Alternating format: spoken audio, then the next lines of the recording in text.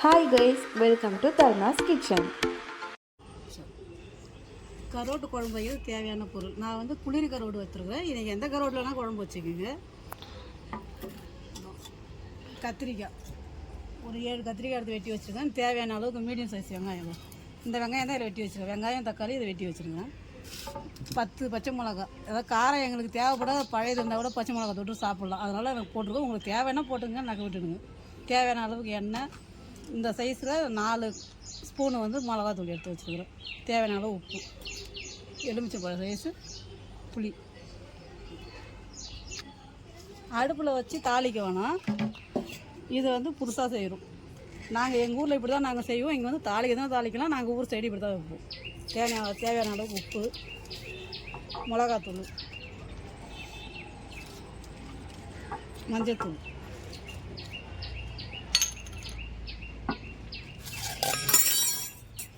வெங்காயம், பச்சை மிளகா, தக்காளி,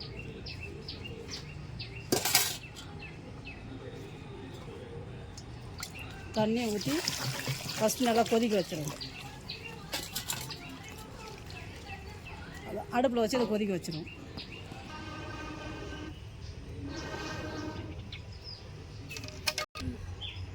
இப்போ நல்லா கொதிக்கிட்டோம். அதே புளியை கரைச்சிக்கலாம். இப்போ புளியை ஊற வச்சு கரைச்சிக்கலாம். ஆகிடுது. இப்போ புளியை சேர்த்து முன்னாடி வெங்காயம், தக்காளி, மிளகாத்தூள், மஞ்சத்தூள், உப்பு எல்லாம் போட்டு கொதிக்க வச்சாச்சு. இப்போ புளியை ஊற்றலாம். அரிஞ்சு வச்சுருக்கேன் கத்திரிக்காய். இது தாளிக்க வேணாம். அந்த குழம்பு தாளிக்காமல் செய்யுது. தாளித்தா டேஸ்ட் இருக்காது.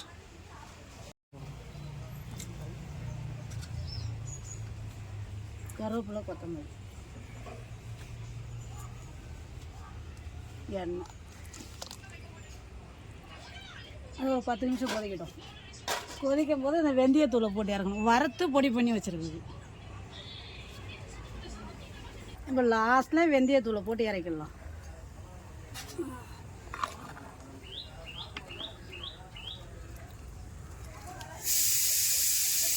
குளோரி கரோடு குழம்பு ரெடி. ஒரு 10 நிமிஷம் பொறுத்து இறக்கிடலாம். சுவையான குளிரி கரோடு குழம்பு ரெடி. இன்றைக்கி அடுப்பில் சமைச்சது முட்டை, மட்டன் கிரேவி, கரோட்டு குழம்பு. நீங்கள் டேஸ்ட் பண்ணிட்டு பார்த்து எப்படி இருக்குன்னு சொல்லுங்கள்.